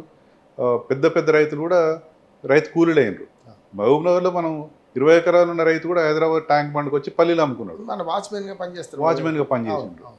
అంటే మరి ఆ దుస్థితికి మరి మిమ్మల్ని బ్లేమ్ చేయాలా? ఇది మనం పార్టీలకు అతీతంగా ఆలోచించాలి. ఆ పార్టీ ఇవ్వలేదని చెప్పేసి ఆ పార్టీ మీద శత్రుత్వం పెంచుకోవడం కాదు. ఈ పార్టీ ఇచ్చిందని చెప్పేసి ఈ పార్టీని పోడకుండా ఉండొద్దని కూడా తప్పది. దేనికది బేరీజ్ వేసుకుంటే మనకు ముఖ్యంగా కావాల్సిన నీళ్లు. ఆ నీళ్లు ఎలా తెచ్చుకోవాలనే దాని గురించి ఎలా మనము కాపాడుకోవాలి. ఇప్పుడు ఉన్న స్కీమ్ను, ఉన్న కాళేశ్వరం అనే స్కీమ్ని పాడుపడకుండా ఎలా కాపాడుకోవాలన్న దాని మీద రైతులు చైతన్యం కావాలి. చైతన్యం అయ్యి వాళ్ళు అనలైజ్ చేసుకోవాలి. ఎవరో చెప్పిన మాటలు కాదు, ప్రజలు మనకి కళ్ళ ముందు కనపడుతుంది రిజల్ట్స్. దేశంలోనే అత్యంత వరి పండించే రాష్ట్రంగా తెలంగాణ ఏర్పడింది అనతి కాలంలోనే, వితిన్ 3-4 ఇయర్స్. ఢిల్లీలోనే గవర్నమెంట్ అఫీషియల్స్ ఆశ్చర్యపోయారు, మీరు అదంతా ఫేక్, ఊరికే చెప్తున్నారు ఇది అని నమ్మలేదు వాళ్ళు. కానీ ప్రొక్యూర్మెంట్ చూస్తే ఎక్కడ లేని ప్రొక్యూర్మెంట్. వ్యతిరేకవాదులు ఏమంటున్నారంటే కాగ్ రిపోర్ట్ ముందర పెట్టి మొత్తం కాళేశ్వరం అంటే 48,000 ఎకరాలు 50,000 ఎకరాలు కొత్తగా ఆయకట్టు రాలేదు అంటున్నారు. అవి చూసామండి. కాగ్ రిపోర్టు వాళ్ళకు ఐ థింక్ చాలా లిమిటెడ్ ఇన్పుట్స్ తీసుకున్నారు వాళ్ళు, మొత్తం ఇన్పుట్స్ తీసుకోలేదు. అది దేనివల్లనో తెలియదు. అంటే ఇక్కడ నుంచి అక్కడికి వెళ్ళేసరికి ఇప్పుడు ఏమైందంటే వ్యవస్థలు కూడా పొలిటిసైజ్ అవుతున్నాయి. అంటే వ్యవస్థలను కూడా పొలిటికల్ పర్పస్ కోసం వాడుతున్నారు. మనం ఎన్డీఎస్ఏ చూసాం, మొన్నవరు చెప్తున్నారు పోలవరం ప్రాజెక్టులో కాఫర్ డ్యామ్ కూలిపోయినప్పుడు ఆ Polavaram project chairman official NDSA chairman. ఇప్పుడు ఈ మేడిగడ్డ పైన రిపోర్ట్ ఇచ్చిన చైర్మన్ అప్పటి పోలవరం డ్యాము దాని మీద చైర్మన్ ఆయన హజమాయిషి నడిచింది, ఎందుకంటే కేంద్ర ప్రభుత్వ ప్రాజెక్ట్ కదా. అవునవును. మరి same logic applies to him అవును. ఆల్సో. అవును. ఆయనను కూడా క్రిమినలైజ్ చేయాలి కదా, అవును. ఆయనను కూడా ప్రాసిక్యూట్ చేయాలి కదా. అవును. సో అది ఎలా ఉంటుంది మరి అవును. కదా. అవును. సో ఈ వ్యవస్థలు కూడా కొంచెం పొలిటిసైజ్ అయినా ఏమో అనిపిస్తుంది. అంటే అంతగా మనము బ్లేటెంట్గా చెప్పడానికి లేదు, ఆ. బట్ అదొక కఠోరమైన వాస్తవంలా గుర్తించాల్సి వస్తుంది. ఎందుకంటే క్యాగ్ రిపోర్ట్ తీసుకున్న వాళ్ళు, అంటే ఈ స్టాటిస్టిక్స్ ఎలా ఉంటుందంటే డేటాను మనం ఎలా అయినా వాడుకోవచ్చు అవును. అవును. To prove or disprove. అవును. పాజిటివ్ ఇప్పుడు గ్లాసులో సగం నీళ్ళు ఉన్నాయి, నీళ్ళు ఉన్నది చూపించు, నీళ్ళు లేనిది కూడా లేనిది కూడా వాస్తవమే, రెండు చూపెట్టాలి. వాస్తవమే సో కనుక ఎలా ఇంటర్ప్రిట్ చేస్తారనేది మనిషిని బట్టి ఆధారపడి అంతే కదా. మన ఆలోచన మన చూసే దృక్పథాన్ని బట్టి దృక్పథాన్ని బట్టి ఆధారపడి అవును. ఉంటుంది.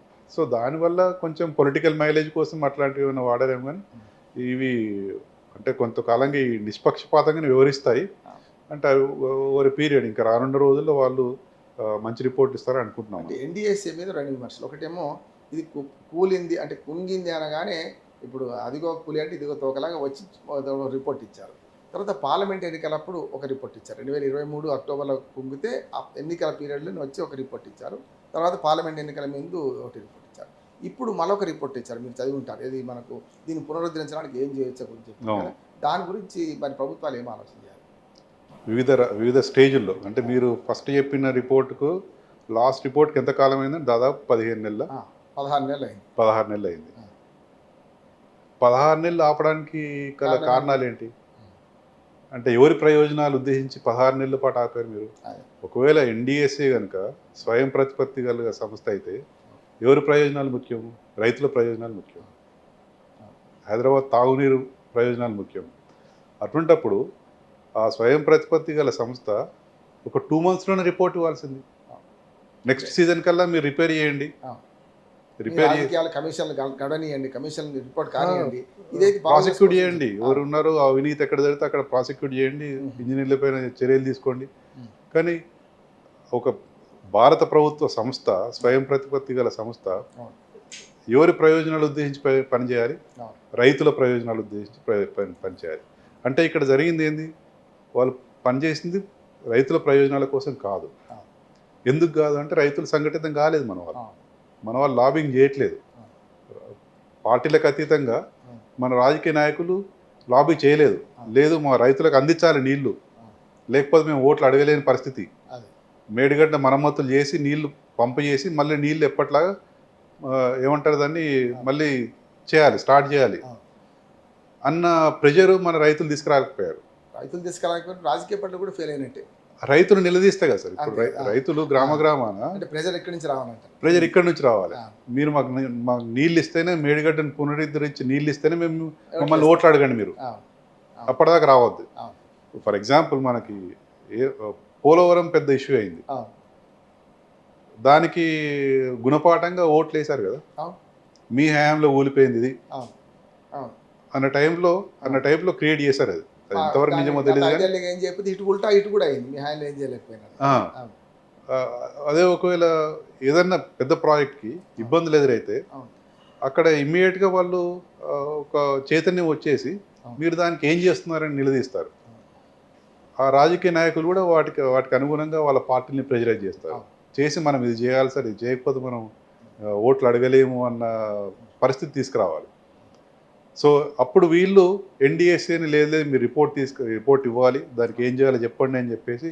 ఎందుకంటే కూరిన 2-3 నెలల్లోనే అనుకుంటాను మన ఆ సంస్థ కూడా, ఏదైతే కాంట్రాక్ట్ సంస్థ ఉందో ముందుకు వచ్చింది, మేము రిపేర్ చేస్తామని చెప్పేసి.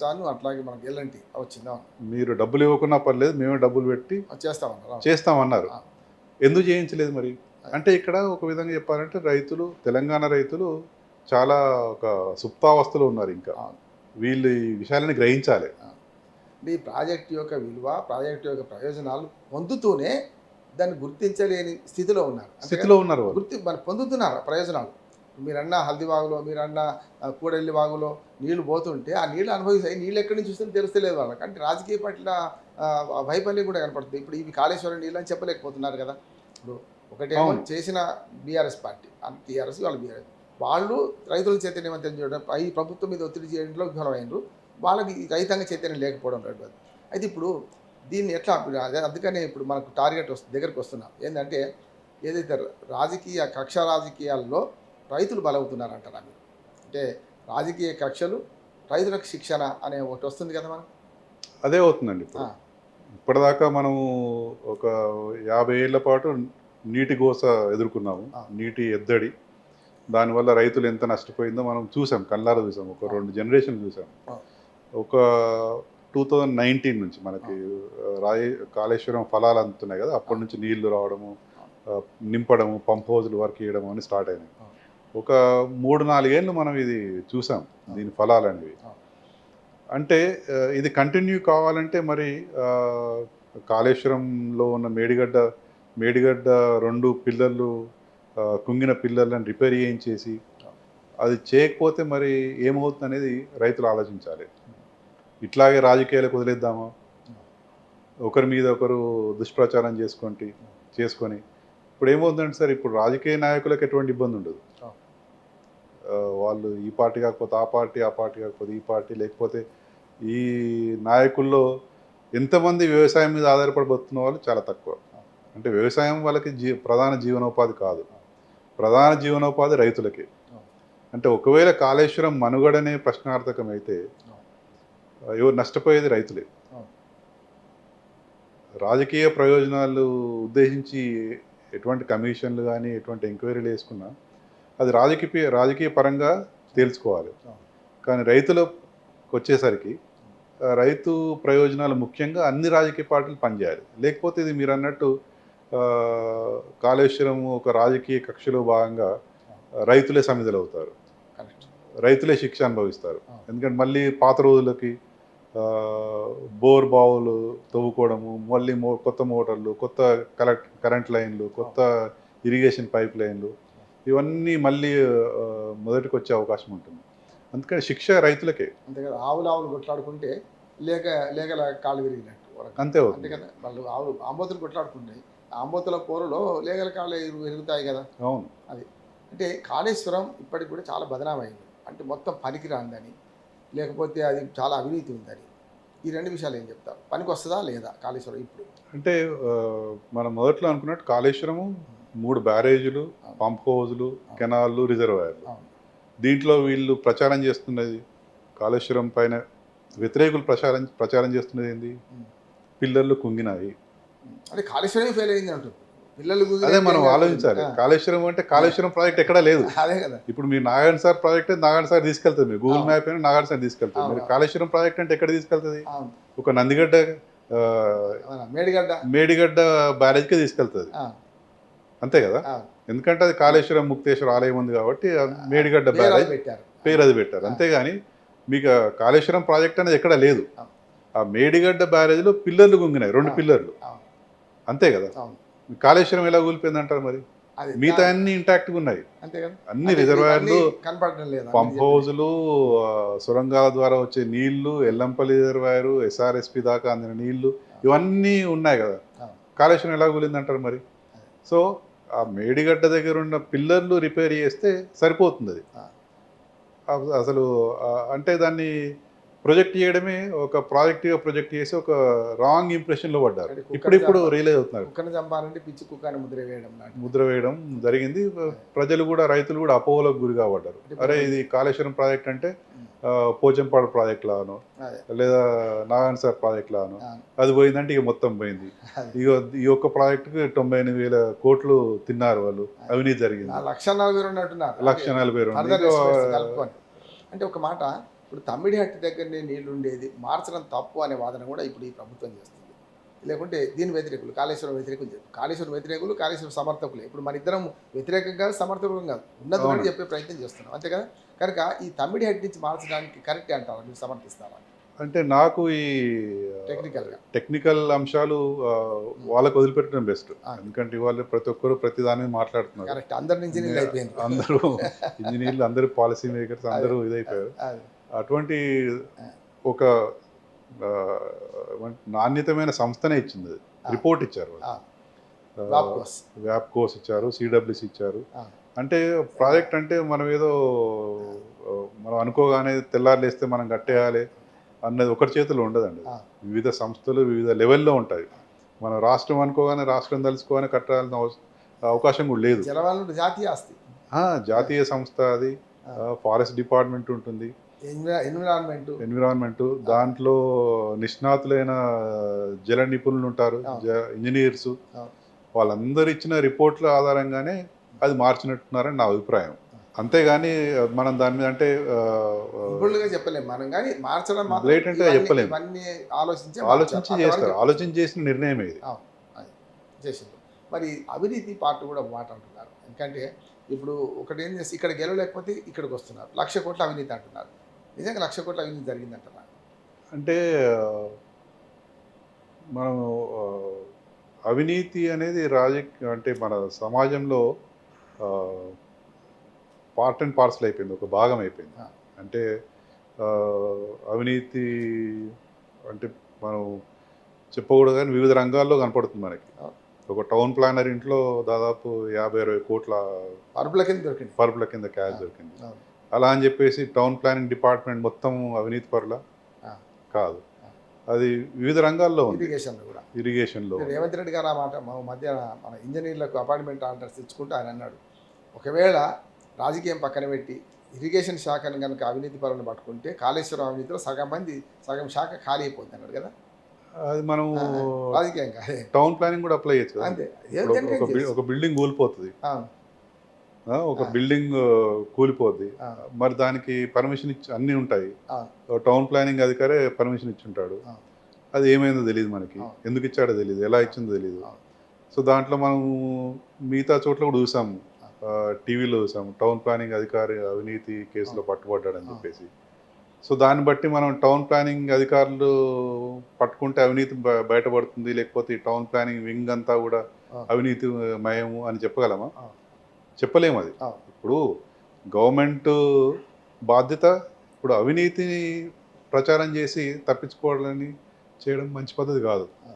ఏ ప్రభుత్వం, ఏ పార్టీ ప్రభుత్వంలోకి వచ్చినా అవినీతి మీద దృష్టి పెట్టాలి, అవినీతి కట్టడి చేయాలి. ఒకవేళ అవినీతి జరిగినట్టయితే బయట పెట్టండి, ప్రజలు విల్ బి హ్యాపీ. అంటే వాళ్ళు ప్రజాధనం దుర్వినియోగం కాకుండా కాపాడుతున్నారంటే చాలా గొప్ప పని చేసినట్టు. అది చేయాల్సిందే. అవినీతిని ఎవరు సమర్థించరు. అలాగని చెప్పేసి అవినీతి పేరు చెప్పి ప్రాజెక్టుని పక్కన పెడదామంటే కూడా సమర్థించరు. అవినీతి అన్నిట్లో ఉంటుంది. మనం నార్త్ ఇండియాలో చూస్తాం, బ్రిడ్జ్లు కూలిపోతున్నాయి. బీహార్లో చూసినట్టయితే ఒక ఫేక్ పోలీస్ స్టేషనే తయారైంది. ఒక ఫేక్ బ్యాంక్ అనుకున్నాం, ఫేక్ పోలీస్ స్టేషన్ అయింది. ఉత్తుత్తి పోలీస్ స్టేషన్. అటువంటప్పుడు అది ఒక సామాజిక రుగ్మతలాగా చూడాలి మనం. అంతేగాని కాలుకి పుండైంది అని చెప్పేసి కాలు కొట్టేసుకోలేం కదా.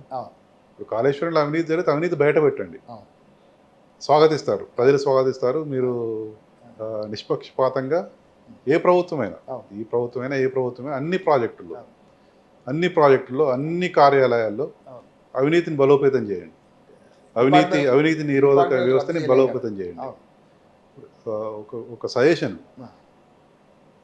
ఏ ఆఫీస్, గవర్నమెంట్ ఆఫీస్ పోయినా ఎక్కడ మీకు అవినీతి నిరోధక శాఖ కస్టమర్ కేర్ కానీ ఒక కంప్లైంట్ నంబర్ కానీ ఎక్కడ కనపడదు. ఇంత సమాచార హక్కు వచ్చిన తర్వాత మీకు ఏదైనా ఇబ్బంది ఉంటే మనకి మామూలుగా ఉంటాయి కదా, ఫీడ్బ్యాక్ ఇవ్వండి అని చెప్పేసి. లేదా మనం వెహికల్స్ వెనకాల చూస్తాం, ఈ డ్రైవర్ నిర్లక్ష్యంగా నడిపితే ఈ నంబర్కి కాల్ చేయండి అనేది.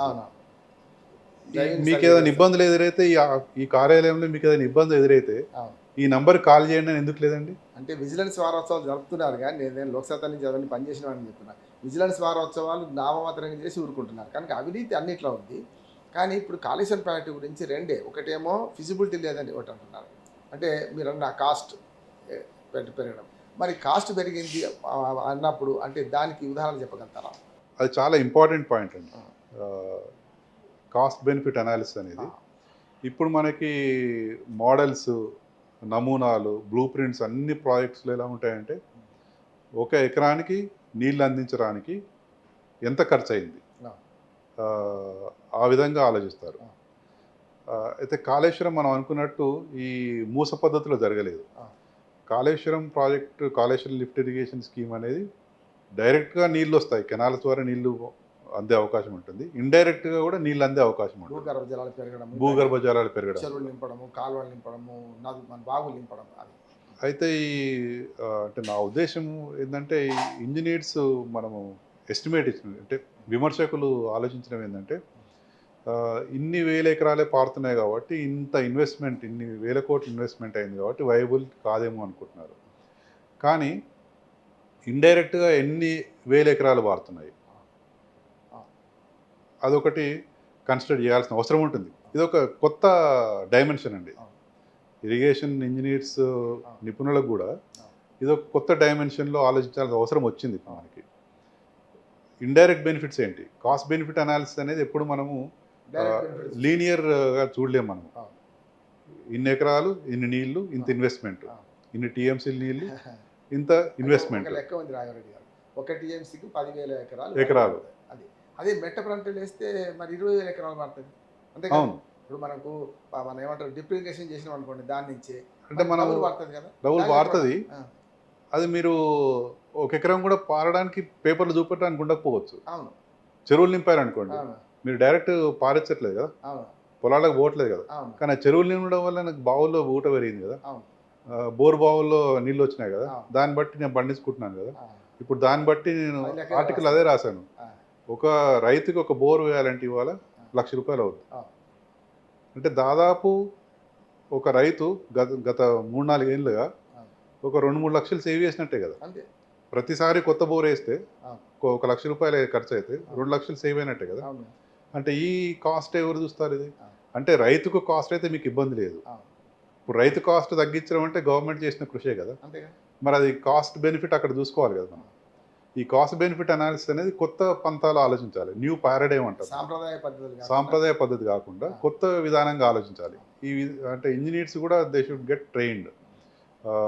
ఇప్పుడు మనం హిస్టారికల్గా నాగార్జున సాగరు, శ్రీరామ్ సాగర్ ఇట్లాంటి ప్రాజెక్టులో నీళ్ళు ఎంత, ఆయకట్టు ఎంత, ఇలాంటి ఆలోచనలో ఆలోచిస్తున్నాం. వైబిలిటీ అని చూస్తున్నాం. కానీ ఇంతకన్నా వైబిలిటీ ఏంటండి? ఒక రూరల్ లైఫ్ని తెలంగాణలో సస్టైన్ చేయగలిగినంత వైబిలిటీ కాళేశ్వరంకి ఉంది.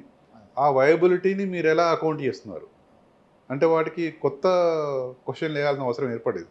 పౌర సమాజం కూడా మా ఊర్లో భూగర్భ జలాలు పెరగడం వల్ల మాకు క్వాలిటీ ఆఫ్ డ్రింకింగ్ వాటర్ పెరిగింది, quality of drinking water mission Bhagiratha వల్ల కానీ, లేదా నాకు ఖర్చులు తగ్గినాయి, పెట్టుబడి తగ్గింది.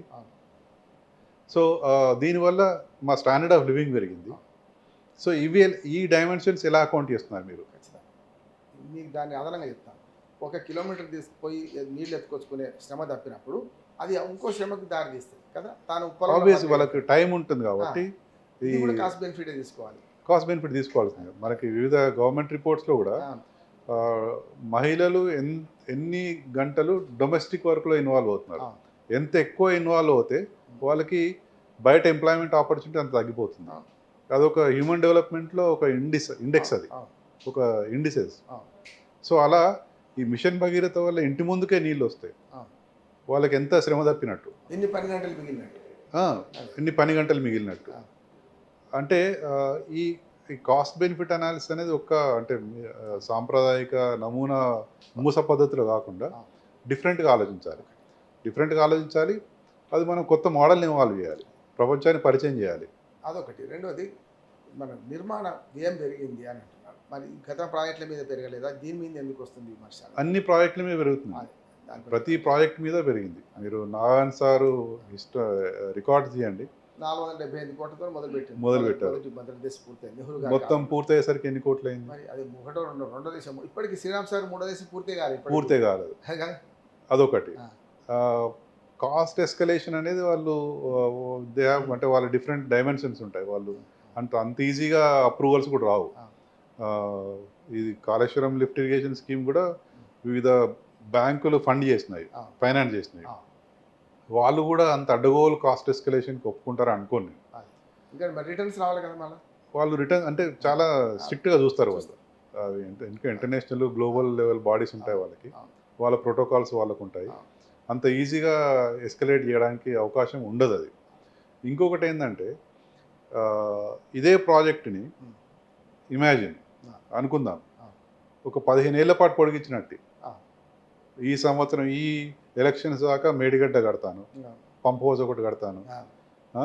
కన్నారం పంప్ హౌస్, ఆ. కన్నేపల్లి పంప్ కన్నెపల్లి, హౌస్, తర్వాత అక్కడ నుంచి ఇంకొక పంప్ హౌస్, ఇంకొక బ్యారేజ్, అవును. సుందిల్ల బ్యారేజ్ నెక్స్ట్ టర్మ్లో కడతాను, అవును. అక్కడ పంప్ హౌస్ కడతాను. రాజకీయంగా ఆలోచిస్తే 10 ఏళ్ళు పట్టేది. ఒక 10-15 ఏళ్ళు పట్టేది. ఇవన్నీ 10-15 ఏళ్ళు బట్టి తక్కువకి ఏం పట్టలేదు. ఇవన్నీ కూడా ఆఖరి సింగూరు లాంటిది, మన మెదక్ జిల్లా ఉన్న సింగూరు లాంటిది కూడా ఇప్పటికి పరిహారం అందలేదు రైతులకు. ఇంకా అందలేదు. మా అడ్వకేట్లు బతుకుతున్నారు చాలా ఈ మంది. శ్రీశైలం బ్యాక్ వాటర్స్ కూడా ఇంకా పరిహారం అందలేదు. అందలేదు. అంటే ఆ కాస్ట్ ఎస్కలేషన్ ఎంత అయ్యేది ఒకవేళ ఆలోచిస్తే. అంటే మీరు చెప్పిన ఉదాహరణ నాకు ఇంకోటి వస్తుంది. ఒకవేళ తమ్మిడి హెట్టిదైనా కడితే 2 అవరోధాలు ఉండే. ఒకటి మహారాష్ట్ర ఒప్పుకోలేదు కదా, 152 మీటర్ల కంటే 145 మీటర్లకి ఒప్పుకుంటాను. 7 మీటర్లు తగ్గించడం వల్ల ఏమైంది, నీటి లభ్యత తక్కువైంది. రెండోది చాపాలు మనకు అభయారణ్యం, మనకు మన వైల్డ్ లైఫ్ ఉండే అదొకటి. మీరు అన్నట్టు అక్కడ కనుక నీటి లభ్యత కూడా తక్కువ. దాదాపు 30 ఏళ్ళు పట్టేది కదా ఇవన్నీ అనుమతులు రావడానికి. నీటిలో తక్కువయ్యేది. ఆ. ఇప్పుడు పర్యావరణ అనుమతులు చాలా ఇబ్బందులు పాలవుతున్నాయి. నేషనల్ గ్రీన్ ట్రిబ్యునల్స్ కానీ అవి కానీ చాలా స్ట్రిక్ట్ ఇంటర్నేషనల్ లాస్ ఉన్నాయి. అవును. సో దీనివల్ల ఒక జనరేషన్ అయితే లాస్ అయ్యేది కదా. అంటే కాస్ట్ ఎస్కలేషను అంటున్నారు, అవును. కానీ కట్టకపోయినందువల్ల తర్వాత కడితే ఒక 15 ఏళ్ల పాటు కడితే ఎంత కాస్ట్ ఎస్కలేట్ అయ్యేది. ఇప్పుడు పదింతలేదు. ఇప్పుడు 100 రూపాయల్లో చేయగలిగే పని 10 ఏళ్ల తర్వాత 1000 రూపాయలు అయ్యేది. అవును. అంటే అవన్నీ ఆలోచించాలి మనం. అంటే ఇప్పుడే ఫలితాలు రావడం వల్ల ఇది ఒక మనకు కాస్ట్ బెనిఫిట్. అంతే కదా. ఒకటేమో నష్టం, అంటే కాస్ట్ ఎక్స్ప్లెక్షన్ జరిగేది. రెండోది ఏంది, ఇప్పుడు రావడం వల్ల ఈ లాభం ఇప్పుడే పొందినాం కదా. లాభం ఇప్పుడే పొందినాము, అది ప్రజలు పొందినారు. ఇప్పుడు నాకు నీళ్లు రాకపోతే నేను ఇంకొక 10 ఏళ్ళు నేను నా పిల్లలు ఇట్లాగే పేదరికంలో ఉండేవాళ్ళం కదా. అది బెనిఫిటే కదా నాకు. అందుకని ఓవరాల్గా కాళేశ్వరం ప్రాజెక్ట్ మంచిదే అంటారా? కాళేశ్వరం లిఫ్ట్ ఇరిగేషన్ స్కీమ్ ఒక అద్భుతమైన ఆలోచన. ప్రాజెక్ట్ అంటే ఎందుకంటే ఇప్పుడు మన దాంట్లోంచి రావాలి. యజమాని ఎవరిట్లా పిలిస్తే బిచ్చగాడు కూడా అట్లా పిలుస్తారు. ఒక ఉదాహరణ చెప్తాను, ఎందుకంటే కొంచెం హాస్యపూర్వకంగా ఉండాలనుకుంటే ఇంటర్వ్యూ. ఒక యజమాని ఇంటికి ఒక బిచ్చగాడు వచ్చిందట. అమ్మా బిచ్చమే అంటున్నట. ఈ యజమాని ఏమో జర కొంచెం అహంకారం ఎక్కున్నాడు, ఆడవాళ్ళ పట్ల కొంత చులకన భావం ఉన్నాడు. అప్పుడు ఏం చేసిండు, ఆ బిచ్చగాడు అరుస్తుంటే ఈయన మామూలుగా ఆరాం కుర్చీలో కూర్చొని పేపర్ చదువుతున్నాడు. ముండా బిచ్చమైపో అక్కడ అరుస్తున్నాడు అన్నమాట. అంటే అప్పుడు బిచ్చగాడు అప్పటిదాకా అమ్మ అన్నవాడు ముండా బిచ్చమే అని. మన కేంద్ర ప్రభుత్వం అంటాం, మీకు తెలుసు ప్రొఫెసర్గా, ఎక్కడ కేంద్ర ప్రభుత్వం విద్య లేదు, ఎన్టీ రామారావు అన్నట్టు. అది యూనియన్ గవర్నమెంట్. ఎక్కడ రాజ్యాంగంలో కేంద్ర ప్రభుత్వం రాయలేదు. మనం అలవోక కేంద్రం అంటాం. నేను కూడా యాజ్ అడ్వకేట్ కూడా మాట్లాడితే ప్రాజెక్ట్ అంటున్నా, ప్రాజెక్ట్ కాదు. నిజంగా ఈ మాట వాడొద్దు మనం, ప్రాజెక్ట్ అనే మాట మన నోటించి రావద్దు. కాళేశ్వరం లిఫ్ట్ ఇరిగేషన్ స్కీమ్ అనాలి. ఇప్పటి నుంచి ఆ మాట మనం చెప్పాల్సిందే కదా. స్కీమ్ లో బ్యారేజీలు పార్ట్ అంతే మాట్లాడాలి. అంతే. ఇప్పుడు కుంగిపోయింది కూడా 2 పిల్లర్లు ఒక బ్యారేజ్ దగ్గర కుంగిపోయినాయని మాట్లాడాలి. దీన్ని చివరిగా మీరు అంటే దీని పరిష్కారం ఏంటి, ఎట్లా అంటే రైతులకు శిక్ష రైతులు పడకుండా ఉండాలంటే ప్రభుత్వం ఏం చేయాలి? ప్రభుత్వం రైతుల దృష్టితో ఆలోచించాలి. ఇప్పుడు మళ్ళీ వర్షాకాలం స్టార్ట్ అయింది. నీళ్లు అంటే గత 2 సంవత్సరాలుగా వర్షాలు సమృద్ధిగా పడినాయి, మనకి అది ఇబ్బంది కాలేదు. ఒకవేళ వర్షాలు సరిగ్గా పడకపోతే, పైనుంచి ఫ్లోస్ రాకపోతే మనం ఏ విధంగా ఎదుర్కోగలుగుతాము? రైతులకు ఇబ్బంది రాకుండా పనులు పునరుద్ధరించి ఎన్డిఎస్సి రిపోర్ట్ కానీ నిపుణులతో రిపోర్ట్ అన్నీ తెప్పించేసుకొని ఎంక్వైరీలు జరగనివ్వండి, మీరు నిష్పక్షపాతంగా జరిపే చర్యలు తీసుకోండి. కానీ రైతుల దృష్టితో ఆలోచించి పునరుద్ధరించే చర్యలు చేపడితే, ఎంత త్వరగా చేపడితే అంత మంచిదని రైతులు కోరుకుంటున్నారు. అది మనము ప్రభుత్వం నుంచి ఆశించేది కూడా అదే. మనం చాలా సంతోషం రాఘవరెడ్డి గారు, మీకు నా అనుభవంతో కాళేశ్వరం ప్రాజెక్టు మంచిది. దీని రాజకీయ కారణాల వల్ల వ్యతిరేకించాల్సిన అవసరం లేదు. రాజకీయ కక్షలు ఏముంటే మీరు తీసుకోండి, అవినీతి ఉంటే కూడా అవినీతి ఎంక్వైరీ చేయండి, ప్రజాధనాన్ని దుర్వినియోగం చేయొద్దు అంటున్నారు మీరు. చివరిగా దీన్ని ఎంత వీలైతే అంత తొందరగా ఉపయోగంలోకి తీసుకురండి అంటున్నారు. 2 పిల్లలు కూడా వల్ల దాని నష్టాన్ని నివారించి ఇవాళ దీన్ని ఉపయోగంలోకి తీసుకొస్తే రైతాంగానికి మంచి లాభం చేర్చుకుంటున్నట్టు అవుతున్నాను. మీ రాజకీయ కక్షలతో రైతాంగానికి శిక్ష వేయకండి అని ముగిస్తూ ఇంకొక ఒక్క ముఖ్యమైన విషయం అండి. చెప్పండి. ఇదొక వినూత్నమైన ఆలోచన, వెరీ ఇన్నోవేటివ్ స్కీమ్ అండి. ఎక్కడ ఇటువంటి మోడల్స్ లేవు. మనమే ఫస్ట్ టైం చేసాము, తెలంగాణలోనే ఫస్ట్ టైం ఇది నిర్మించబడింది. దీంట్లో 98% మనం చాలా చక్కగా నిర్మించుకున్నాం దీన్ని. ఒక 2% పొరపాట్లు అయినాయి. అది కూడా చాలా తక్కువ. కొత్త ప్రాజెక్ట్ ఎటువంటి నమూనాలు లేకుండా కట్టిన దీంట్లో చాలా లొసుగులు ఉంటాయి. దాదాపు 30% డిఫెక్ట్స్ కూడా ఉండే అవకాశం ఉంటుంది. అటువంటిది మనం దాదాపు 98% ఒక పంప్ హౌస్ ఫెయిల్ అవ్వలేదు, ఒక కెనాల్ బ్రీచ్ అయినట్టు లేదు, ఈ మిగతా రిజర్వాయర్లన్నీ ఇంటాక్ట్గా ఉన్నాయి, మిగతా బ్యారేజ్లన్నీ బాగున్నాయి, కొండపోచమ్మ సాగర్ కానీ మల్లన్న సాగర్ అన్నీ బాగున్నాయి. ఒక 2% డిఫెక్ట్ మాత్రమే ఉంది. ఇది కూడా ఎందుకంటే మనకి ఇటువంటి మోడల్స్ ఎక్కువ లేవు, ప్రపంచంలో లేవు, దేశంలో లేవు, అటువంటి అనుభవం లేదు, లేవు. ఇంజనీర్స్కి అనుభవం లేదు, నాయకులకు కూడా అనుభవం లేదు. భారత ప్రభుత్వంలో ఉండే సెంట్రల్ గవర్నమెంట్లో ఉండే అఫీషియల్స్ కూడా అంత అనుభవం లేదు. సో దానివల్ల ఏమవుతుందంటే ఇదొక వినూత్నమైన ఆలోచన, most innovative scheme to suit, అంటే మన భౌగోళిక పరిస్థితులకు అనుగుణంగా నిర్మించబడిన అద్భుతమైన ప్రాజెక్ట్, అద్భుతమైన స్కీమ్ కాళేశ్వరం అనేది అనుకోవాలి మనం. అది గుర్తించాలి, తెలంగాణ ప్రజలు గుర్తించాలి. ఎందుకంటే పెరటి చెట్టు వైద్యాన్ని మనకు అన్నట్టు మనమే గుర్తించాం మనం. ఇది చాలా అద్భుతమైన స్కీమ్. ఇది కాళేశ్వరం లిఫ్ట్ ఇరిగేషన్ స్కీమ్ చాలా మంచిది, అద్భుతమైనది, ఉపయోగించుకోవాలి.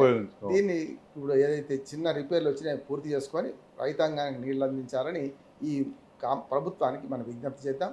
ఒక ఎక్స్పర్ట్గా మీరు ఈ విషయాల పట్ల చాలా అవగాహన పెంచారు, రైతులకు వారికి అందరూ కూడా అవగాహన పెంచారు. రాఘవరెడ్డి గారు, మరొకసారి మీకు నమస్కరిస్తూ బీఆర్కే న్యూస్ తరఫున మీకు కృతజ్ఞతలు తెలియజేసుకుంటున్నాం.